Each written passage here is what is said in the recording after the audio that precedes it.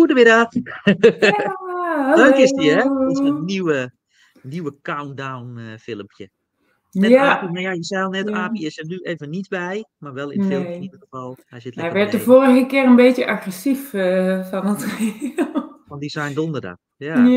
Ja, als ik veel praat, dat triggert nogal. Dus dan gaat hij Oh, bijten en vervelend doen. ja. Nou, Aandacht trekken. Ja, misschien de volgende keer. Misschien komt hij straks nog eventjes langs. hij wordt vanzelf ouder Welkom en allemaal. rustiger. Ja, Ja, welkom. welkom. Leuk dat jullie weer kijken. En laat even weten als je kijkt trouwens. Want zeg even gedag of waar vandaan je kijkt. Dat is ook altijd zo'n populaire Oh ja. vlogvraag, hè? Ja, Misschien elke maand zijn we er. misschien vandaag wat meer internationale kijkers. So maybe Ja, dat zou hello kunnen. to our international viewers. Oh ja, because we'll do it partly in Dutch and partly in English. Or shall we just switch to English now? Yeah, because Nee, we maybe gaan some nu weer people naar will. Nederland. Wel Nederlands toch? Oh, oké. Ik ga het je moeilijk maken. Ja, wel leuk. Nee, we gaan straks inderdaad. We hebben straks Pola en we hebben eerst David straks. En zoals elke maand kijken we naar dashboards en kijken we hoe dat gedaan is, qua ontwerp vooral. En wat er eventueel nog anders kan. Ik wil niet per se zeggen beter, maar misschien dat ook soms. En praat lekker mee. Misschien heb je zelf ook nog leuke suggesties. Ik vind het altijd heel erg leuk dat mensen hun dashboard sturen. En toch een beetje, ja, zich dan kwetsbaar opstellen, toch?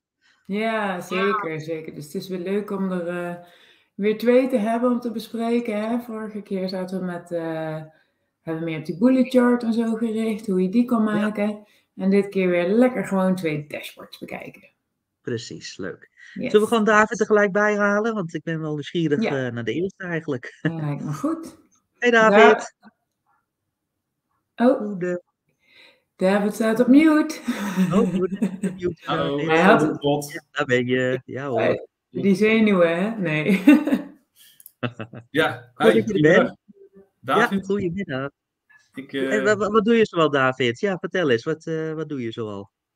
ik ben voornamelijk werkzaam als business intelligence consultant of data analyst als freelancer. Nou, sinds een klein halfjaartje begonnen als freelancer dan, daarvoor in loondienst.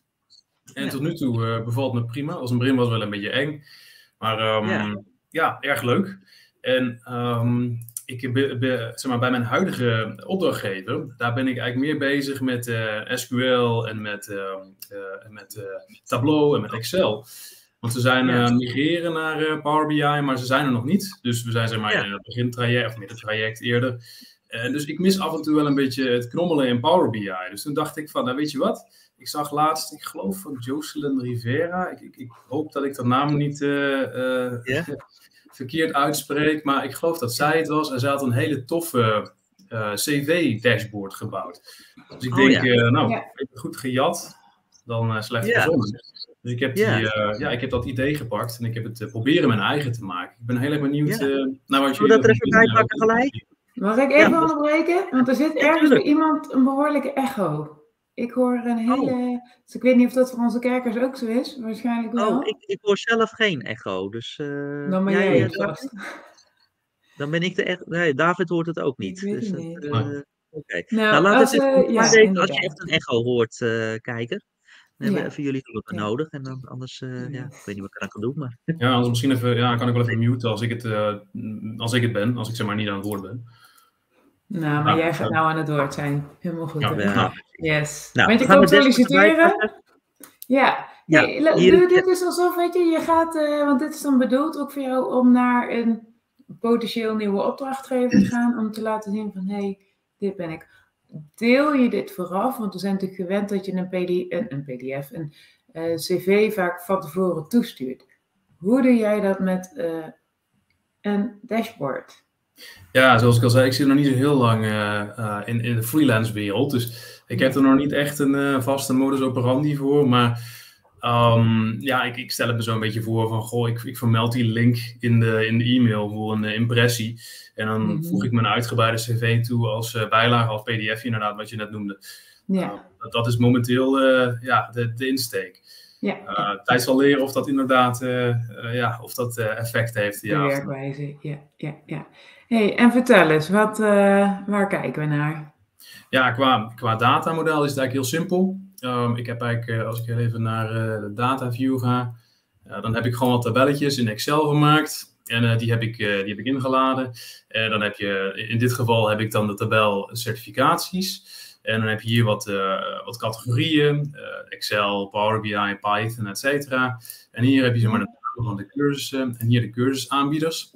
En zo heb ik geprobeerd om elke tabel zo op te bouwen dat ik er een visualisatie mee kan maken die enigszins past binnen een dergelijk dashboard. Want laten we eerlijk zijn, een dashboard vind ik persoonlijk niet de beste manier om een cv met iemand te delen. Ik heb dat eigenlijk voornamelijk gedaan omdat ik het allereerst leuk vond. En ten tweede omdat het toch een idee geeft. Een soort van impressie aan een toekomstige opdrachtgever. Kijk eens, zo zou bijvoorbeeld een dashboard eruit kunnen komen te zien. Als je bijvoorbeeld iemand hebt die nog nooit Power BI gezien heeft. Ja.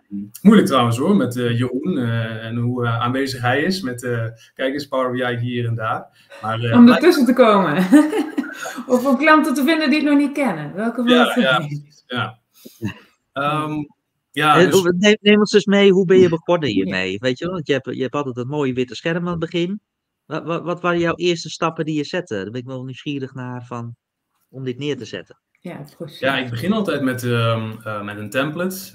Ik heb dat toevallig met Lonneke erover gehad. Die had best wel een goede tip toen we laatst een bijeenkomst hadden met de Power BI gebruikersgroep, select groepje. Maar ik maak dus altijd een template in PowerPoint. En vervolgens gebruik ik die als achtergrond. Ik probeer eigenlijk zo min mogelijk visuals te gebruiken in het rapport zelf. Voor dit rapport maakt dat eigenlijk niet zo heel veel uit. Maar ik heb in het verleden wel eens een paar keer performance problemen gehad met te veel visuals. Dus vandaar dat ik dat probeer te beperken, overal eigenlijk. Dus ja, dit blauwe, dat is eigenlijk dat is gewoon de achtergrond gemaakt in PowerPoint. Dit rondje ook. En wat je hier ziet als tekstbalkje, dat is gewoon een tekstvak. Ja. Deze witte vakjes, die zijn dan wel weer van Power BI zelf. Die vind ik zelf altijd wel prettig om die te gebruiken om dingen uit te lichten. Persoonlijk ben ik een heel erg fan van een lichtgrijze achtergrond. Dat is gewoon heel neutraal, waardoor alles wat je erop zet, dat gewoon heel erg eruit springt. En dan heb je meerdere kleuren. Ik bedoel, grijs is vanzelfsprekend niet de enige kleur, maar ik vind het zelf altijd wel heel mooi ogen. En dan ga ik kijken wat past waar het beste. En normaal gesproken dan probeer ik mijn dashboard zo te ontwerpen dat je zeg maar die Z-vorm hebt. Want over het algemeen als mensen naar een dashboard kijken, jullie zijn er bekend mee. En dan beginnen ze hier zo linksbovenaan. Dan heb je daar je belangrijkste KPI staan. En dan lezen ze naar rechts. Dat is jouw foto. Ja, precies. Ja, dat is niet echt een... Dat is het gaat over jou, dus ja. Het is een ego-document, dus is helemaal goed. Ja, je kan wel zien dat het hier duidelijk beneden budget is. Maar, dus je gaat zeg maar in zo'n Z-vorm, ga je van linksboven naar rechts. En dan vervolgens weer naar linksonder en dan weer naar rechtsonder. Maar die werkwijze, die heb ik toch even los moeten laten binnen dit dashboard. Want ik wist bij God niet wat nou het belangrijkste was. Op een gegeven moment vroeg iemand dat ook toen ik het dashboard gedeeld had. Die zei van wat is nou eigenlijk het belangrijkste? Waarom heb je dit hier bijvoorbeeld linksbovenin staan? En ik had daar niet echt een goed antwoord op. Ik weet namelijk niet echt wat een opdrachtgever het belangrijkste zou vinden. Mijn werkervaring, werkervaring per sector, educatie. Dus dat is ook allemaal nog een beetje een leertraject. En ik hoop dat ik van jullie misschien ook wat input daarover kan krijgen. Ja. Dat was ook even een vraag van mij inderdaad. Van voor wie ben je het aan het maken? Eigenlijk is het als startende ondernemer goed om te bedenken van wie is nou mijn ideale klant? Daar een persona bij te maken. Wat voor bedrijf is dat? Hoe ziet die organisatie eruit? Kan je misschien mensen spreken die heel vergelijkbaar zijn, maar dat je echt een persoon gaat creëren waar jij dit dashboard voor maakt. En die moet al zijn of haar vragen beantwoord krijgen. En ik denk dat dat altijd is voor een cv, of je het nou maakt in een dashboard of niet. Ik heb vrij veel sollicitatiegesprekken gevoerd aan de kant van de interviewer, over de 100 denk ik, veel meer. Dus het is heel fijn als je gewoon ziet dat het cv echt wel op de specifieke situatie gemaakt is. En dat is natuurlijk... jij maakt hem nu generieker, wat ook lastig is. Maar daarom zou ik wel zeggen, voor jou als ondernemer, bedenk wie die ideale klant is en maak hem echt daarvoor. En wat vindt hij of zij belangrijk? Ja, precies. Ja, dat is denk ik voor je altijd... verder qua design, Lonneke, heb je nog, wat valt jou op? En heb je eventueel nog... Ik zit even te kijken. Ik vind het leuk dat je de kleurverloop erachter hebt gedaan. Hè? Dat is toch vaak laten zien van, ik ben een stapje verder gegaan dan binnen Power BI alles oplossen, want dat is daar niet nodig. Ik ben ook helemaal met je eens van grijs is een hele fijne achtergrondkleur. Met witte vakken waar dan weer de grafieken op staan, zodat je wel je contrast goed behoudt. Je indeling hebt nagedacht over dat zetpatroon heel goed. Ik zit een beetje na te denken over de afronding van je hoeken. Omdat er niet zoveel afgerond is en het ook ver afgerond is, zeg maar. De radius is vrij groot. En omdat je vakken verschillende grootte hebben, lijken die hoeken iets minder op elkaar, om het zo maar te zeggen. Dus op zich dat je afgeronde hoeken gebruikt, prima. Maar ik zou ze iets minder afronden. Ik weet ook de juiste termen er niet voor, hoor. Maar die radius, volgens mij is het de radius van de hoek. En die zou ik iets kleiner maken en ervoor zorgen dat ze in alle vakken gelijk zijn. En misschien zou je aan de hand van wie inderdaad die klant is of de opdracht die jij zoekt, kunnen zeggen van, wil jij nu als business analyst of als data analyst of business intelligence developer aan het werk, dat je dan ook die categorieën het meest uit laat springen. Dus dan geef je die bijvoorbeeld even echt een contrastkleur. Je hebt nu wel 2 mooie blauwe tinten, maar hierbij is er bijvoorbeeld een oranje kleur of zo. Dan kan je echt zeggen van, dit is voor jou, dit vind jij belangrijk. Of desnoods, je zou zelfs vragen kunnen stellen aan je klant in het dashboard, die ze met een filter, met een meer keuze kunnen beantwoorden. Van, wat is voor jou belangrijk? Is dat Excel, is het SQL? En dat je daarmee dus de sortering bijvoorbeeld gaat aanpassen. Ik denk dat je dan stimuleer je nog iets meer die interactie. En wat ik wel leuk vind van de eindgebruiker. Ja, dat is een hele goeie. En ik zie natuurlijk je hebt een portfolio-blokje gemaakt. Dat vind ik heel leuk. Want dan kan je weer op klikken en het opent dan denk ik weer een nieuw scherm. Hè? Dus dat geeft natuurlijk ook weer een beeld. Is dat, dus nu... Heb je daar nog meer al voor om erin te zetten? Want ik denk dat je portfolio misschien wel echt een kernelement is van het dashboard. En het voelt nu een beetje als een bijlage, omdat het laag staat. Ik heb zeg maar dit blok gemaakt met de insteek om er later meer dashboards aan toe te voegen. Momenteel heb ik er slechts 1. Met slechts 1 in mijn portfolio. Ik heb natuurlijk een heleboel dashboards gemaakt, maar net zoals jullie waarschijnlijk mag je die niet delen. Maar dat is inderdaad wel een goede tip, want nu is het een beetje een ondergeschoven kindje. En wellicht wil je dat juist uitgelicht zien. Ja, leuk hoor. Nou, ik vind het leuk, want je kwam zelf naar ons toe met, ik wil wel heel graag dit delen. En ook hier kan je dus dashboards voor gebruiken. Hè? Dus misschien dat mensen die aan het kijken zijn het ook triggert. Mocht je kijken en denken van, maar dit is nog misschien een leuk idee voor David om mee te nemen. Zet het gerust in het commentaar even, dat vinden we hartstikke leuk. En super bedankt David dat je mee wilde doen. Mag ik nog 1 vraag stellen? Ja, nog 1 vraag, dan gaan we naar Pola. Wat zit er achter de i? Dat zijn mijn bijbaantjes. Ik heb een tijdje als badmeester rondgerend. Dus data-analyse kennis binnen die sector, maar wel een beetje wetend hoe de business in elkaar zit binnen recreatie. Wel netjes om het op zo'n manier inderdaad op te lossen. Misschien een i'tje verwacht ik wel dat hij extra informatie geeft over wat erin staat. Misschien vind ik hem gewoon een beetje prominent nu. Eigenlijk trekt hij gelijk best wel veel van mijn aandacht, wat een bijzaak is. Dus dan zou ik hem wat kleiner, wat lichter maken en dan bijvoorbeeld rechtsbovenin zetten. Dat hij meer in de buurt van het woord sector staat. En precies. Iets minder Nou, Loïc, die heeft nog een stip. Die zegt van... Voor portfolio. Het anonimiseren is ook een Power BI skill. Hè? Dus wellicht heb je wel inderdaad van een klant een dashboard. Maar als je dan net even de cijfers en de logo's... cijfers een beetje hustelt en het logootje weghaalt. En, dan zal geen klant daar problemen mee hebben. Dus dat zou misschien ook nog een leuk idee zijn. David, ik wil je hartstikke bedanken voor dat je er was. Blijf ons volgen, zou ik bijna zeggen. En als je nog andere leuke dingen hebt, laat gerust weten. Wellicht levert je cv in deze sessie een nieuwe opdracht op. Dan willen we je graag later terugzien. Toch? Mocht je het mogelijk hebben. Dan trakteer ik hoor. Dat is goed. Dat mag altijd. David, bedankt. Doei. Dankjewel hè.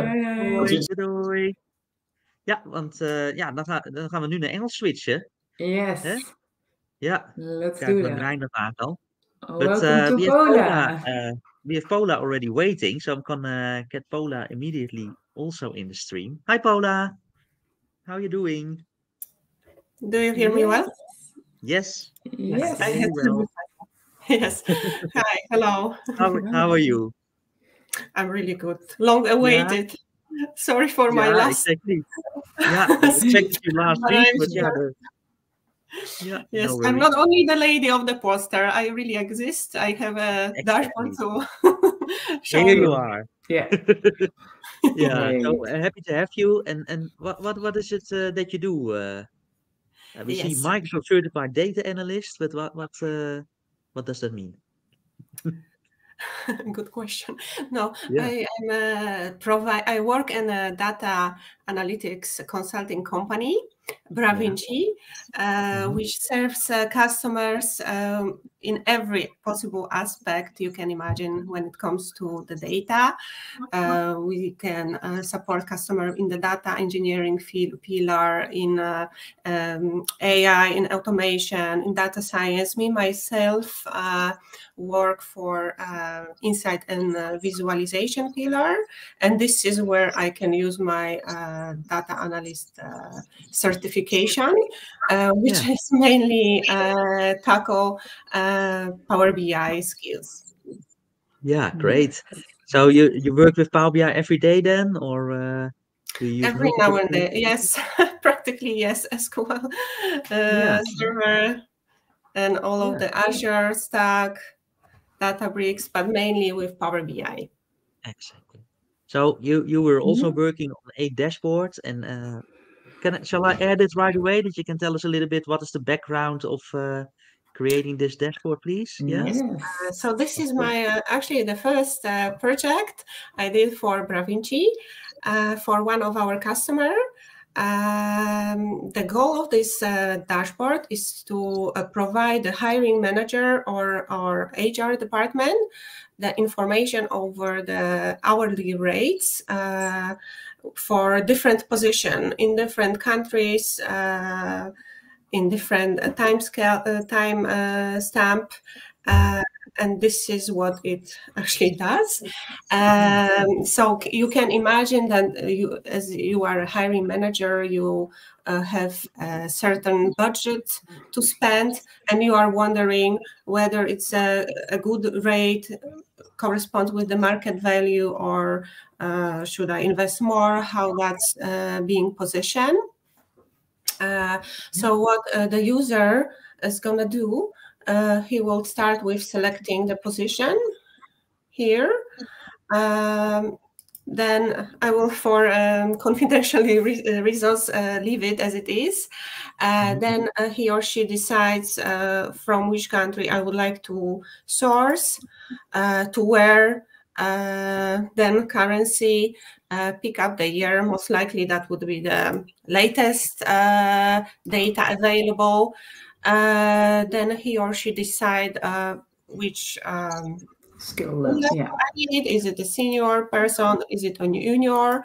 And and then he or she enters the amount to spend for hourly rate. Yeah. And the next step, you go to the first bar chart, rate comparison per level skill, and you see that for junior position, my rate is the highest. So even in the tooltip, you will be having the comparison. Okay, this 47% higher than average, and even 173% higher than minimum. So maybe I really reward well or not. You can also observe the perspective. Should I maybe source it from abroad, or how does it look like? So whether it's better to hire the person inside your country, or maybe you will outsource it from abroad. That's perspective. On the rate evolution on the bottom, you can see the dynamics. Yeah. And for people who also like a little bit more insight, you have descriptions just written descriptions. What we also had always we added here, you can hide the pane, filter pane, and you will see the description for the position, because sometimes the job description can be a little bit cryptic, and it's not always that transparent. But when you select the right position, then you will have a description. And for the people who loves tables, there is also possibility to read the data in the table mode. Yeah, we don't like that. No. Turn it back. The data visualization, no. But in the past, I was also working as a finance for many years, a business control, and we love tables. I know it's always. I'm not wanting to hurt anyone's feelings, but it's always the financials that want tables. I know. I admit it. I want to know with 2 decimals behind the comma. Yeah. That's correct. Okay, nice, Pola. First question. Yeah. Sure. You want to add something more? Sorry. Yes, I wanted to add 3 things. The standard, what we always do is sort of a self-service. So there is help. Support. Nice. So you have a description of different elements on the chart, on the dashboard, and also some tricks and tips how you can elevate this dashboard. And the challenges, I want to mention the challenges. So the challenges we had here was to create this dynamic hourly fee, so that you can reflect it in different, it is dynamic on the chart, so depends on the position, it changes.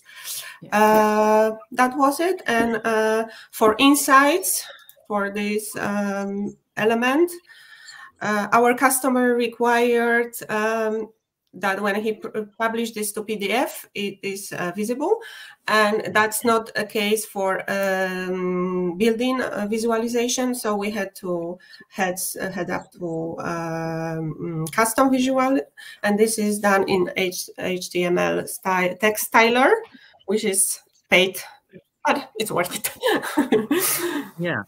So a lot of this type of visualizations indeed don't export to PDF, so that is an hassle indeed. So what question did you have, Lonneke? What was the first question? Well, very often also in the courses that I teach, I talk about the time span that you have in your dashboard, and that we very often see a year filter. And I'm always, well, you already said it, like, probably you want the current year. And I think that's pretty much always the case. Because now you probably also had to switch off the interaction with your line chart. So you, otherwise that would become one single dot. So I don't know what the year filter, I'm always just looking, what can I minimize? So there was just a first thought, like, okay, maybe I would just skip the year filter. And just this one? Yeah. Always have it at the most recent year.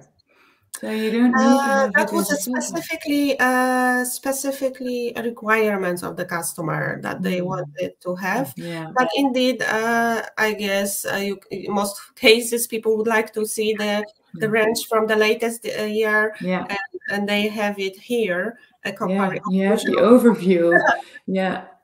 So extra space.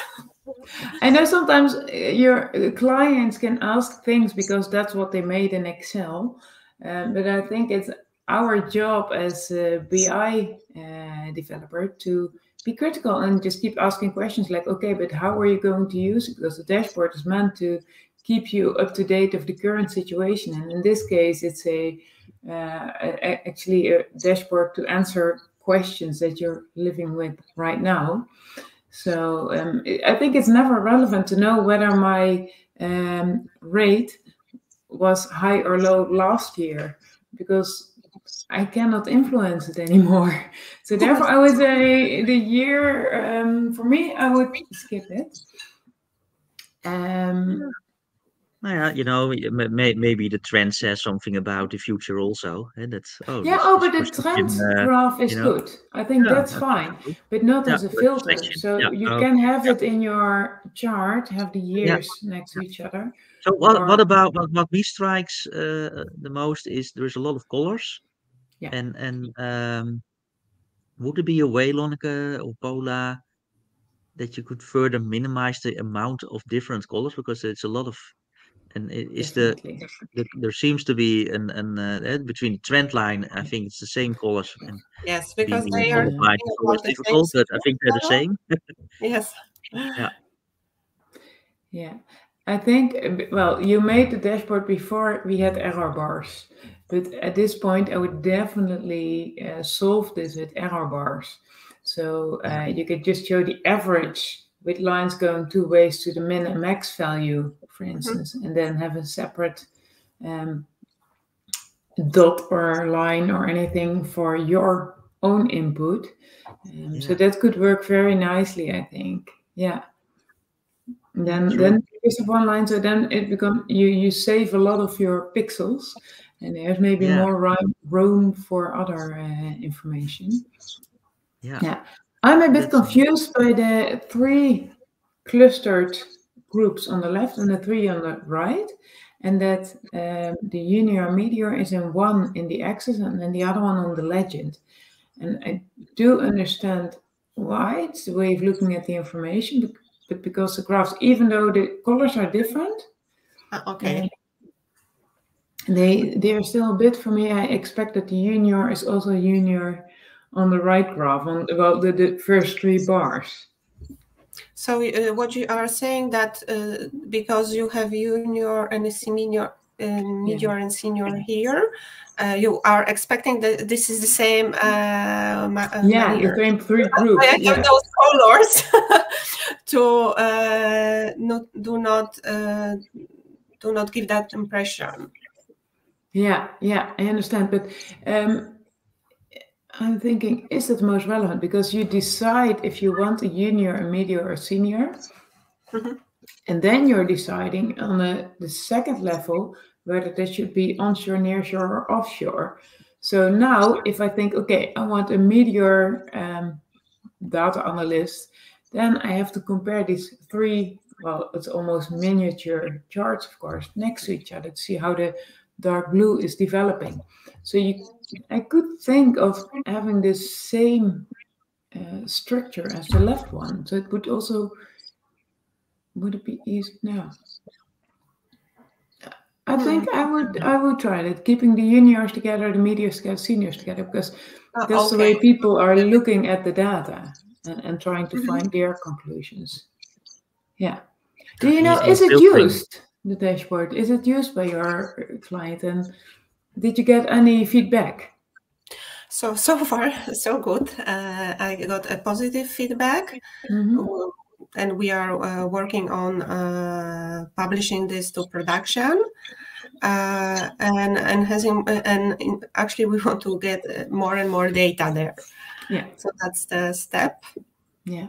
Is there a lot of data in here? Because you have so many filters, so I expect that there is a lot of data. It would be about 20,000 rows entries, so not that much. It's an interesting data set, I think, for a lot of people, because you can just query it. And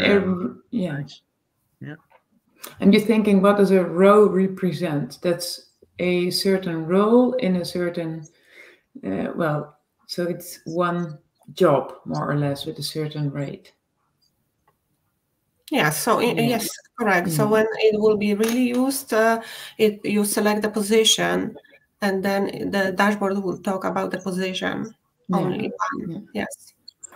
Okay.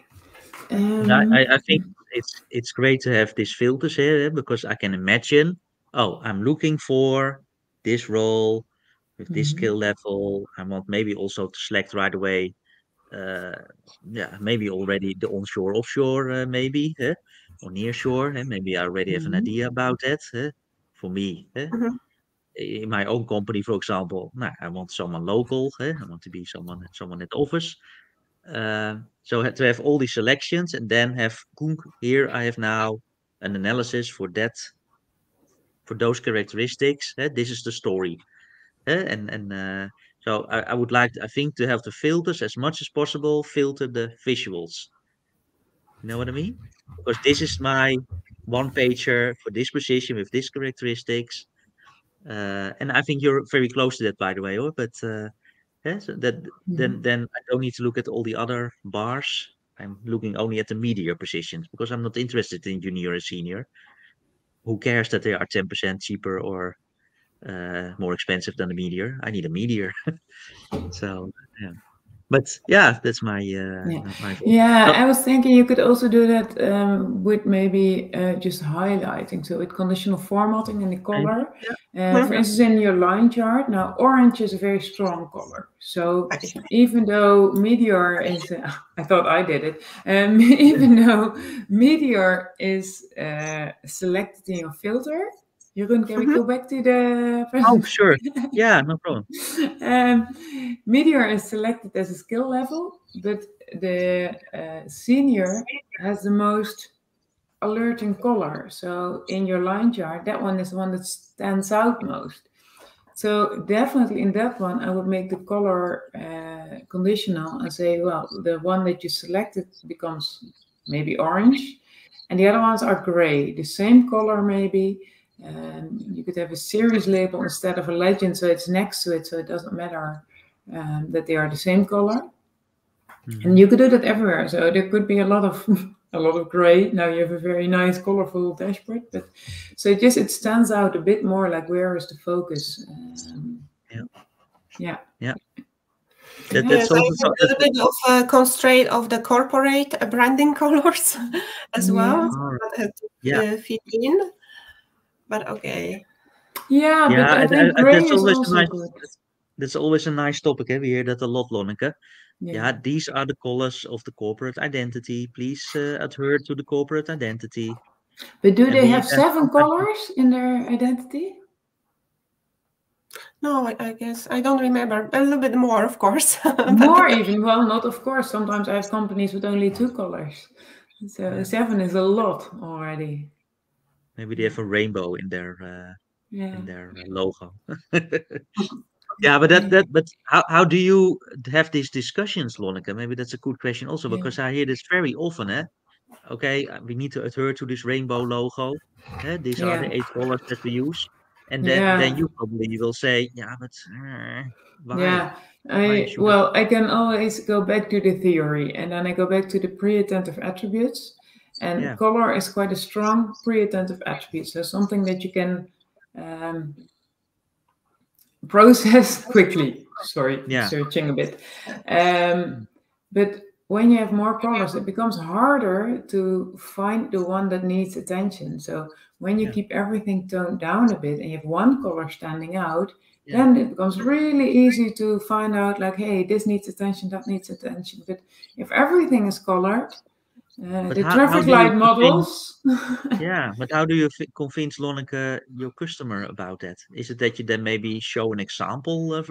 Is that what you do, or because you can talk a lot about it, but maybe you have to see it? I show it. I think that's always the best way. Just give them the alternative and just make it quick and dirty, so it doesn't cost too much time.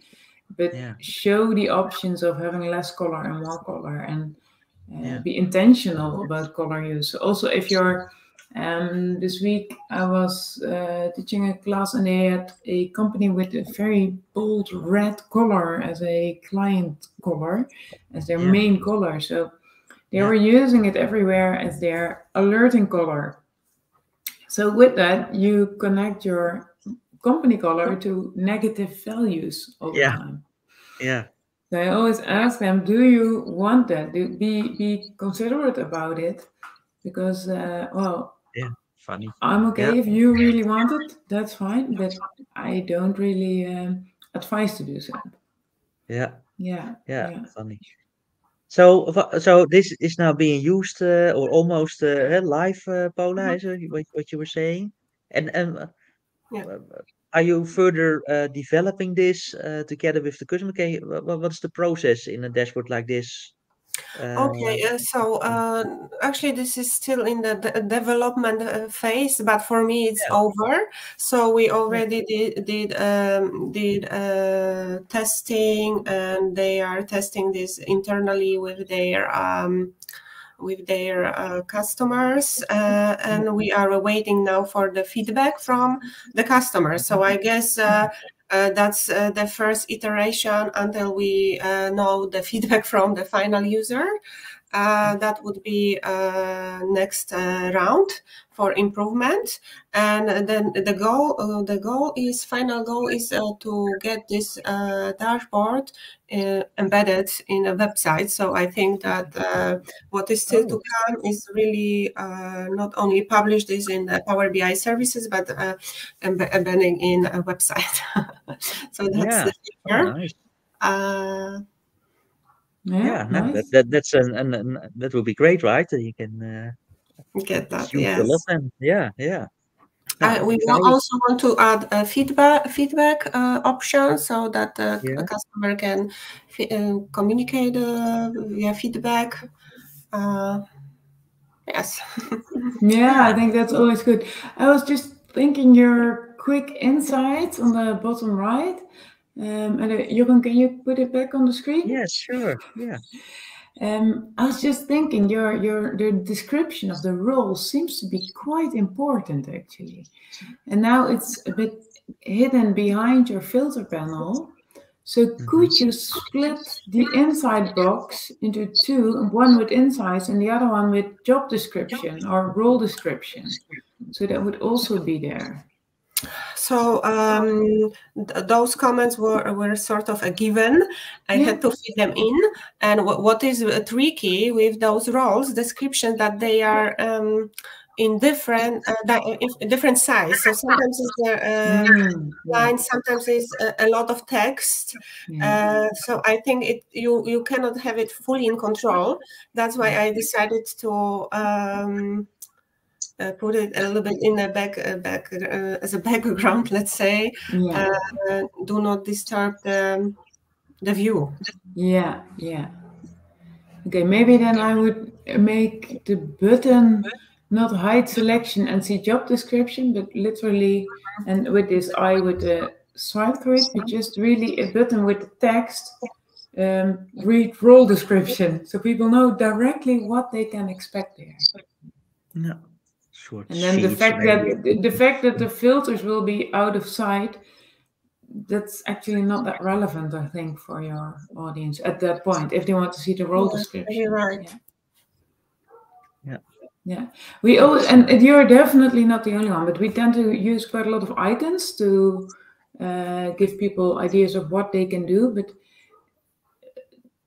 that does give some cognitive load. So I think it's always good to, if you can write it down very shortly. Now, you did put it in your tooltip. I really like that. Sometimes people forget to do that as well. But if you can have it in a few words, then maybe it's even better to have the words in the button. Yeah. Cool. Yes. No, great. Thank you for sharing this, Pola. And we're happy that we finally spoke to you live. And I think, good luck with the next steps. Hopefully, there were some useful suggestions there. If you're watching and you still have other suggestions, if you're watching and you have other suggestions, please using the replay. That's also possible. Maybe fun news. I should have done it in the beginning of the episode. Oh, this is bad that I only do it now. But we are launching a new training this Friday, tomorrow, on design, which Michel Dekker worked on very hard in the last couple of months. And if you're thinking about what is Lonneke talking about, pre-attentive, what was it? Pre-attentive. In the training that is explained. So in the training, all these theory about how the human brain works also, and what we immediately understand and what we have to think about too much. That's also where the training starts. So that's an excellent way. But it also gives you practical tips how to apply this basic how to make these design things. tips to Power BI. Yeah. Sometimes it's difficult to go from just the theory, and a lot of people know the books from Stephen Few, for instance, but how do you implement that in a dashboard? So that can be really hard. Yeah. How do you make these choices? Yeah. Yeah. And how do you pick the right visualization type? How do you indeed make the right color choices? And how can you use Power BI for that? So if you're interested in that, tomorrow we'll post a message about it on LinkedIn. Yes.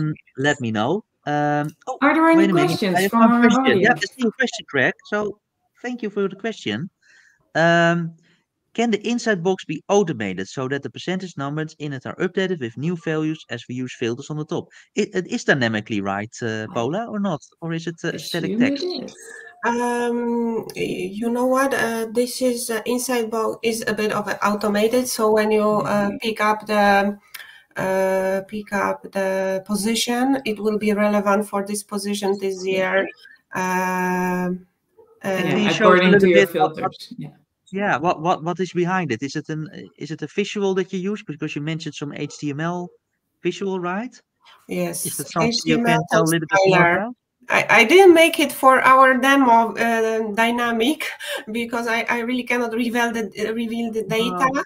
But when the user uses when he selects the position, then the inside box is dynamically and it's relevant only for that position. And did you do it with Dutch or was the custom visual? Sorry, Lon.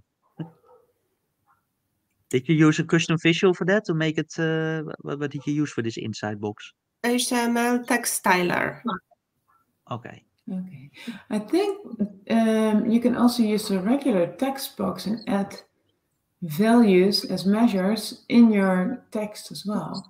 Oh, that was this was this type of work, but regular was not possible to print it in as a PDF. That's why. Okay. Yes, you told us. Yeah. Yeah, because you have this. What's the name? You have this commenting functionality in Power BI, right? That's I think what you're referring to. Just in the text box, you can add field values. Exactly. Yeah, we mean the same thing. Okay. Oh, but then you have issues with the PDF apparently. Okay, now we'll check it. Yeah. So what's it called again? The smart narrative. That was what I was looking for. Yeah, you have a built-in visual smart narrative where you can indeed also manipulate the fields that are to be shown. Okay, it's strange that it is not shown in a PDF. Okay, now we'll test it out. I believe you. So thank you for the question, Greg. So let's close this episode. So thank you all for watching. I hope you liked it. We're every month, every last Thursday of the month, we talk about design. And do you want to make a nice, Lonneke, to ask people if they want to be send a guest? In dashboard. Exactly. Oh, no, that's it. Very short. Yeah, send in your dashboard. Yeah, sure. And we almost always ask it, so our regular viewers know. But you're always welcome to send in dashboards. And because we like to see what you create and how you did it. So next Thursday we have our regular Cat Response Live episode. We're going to be talking about the web dashboard. It's a solution with which you can share your dashboards, your Power BI dashboards, with people that don't have Power BI themselves. Yeah, they still exist. There's still organizations without Power BI. This is so bad, but they have created a product for that, and they're gonna tell us about the new features in that nice web dashboard tool. So if you're interested in that, then please join next week, sorry, because next month we are back with design. This was our 25th episode, Lonneke. Is it? Wow. I said 2 years we're already doing this. Wow. Time flies. I hope we are still bringing some new information I hope so too. Let us know. All right. Thank you all for watching. Have a nice day. Yes. Thank you, Pola. Bye. Bye, Pola. Bye. Thanks. Bye-bye.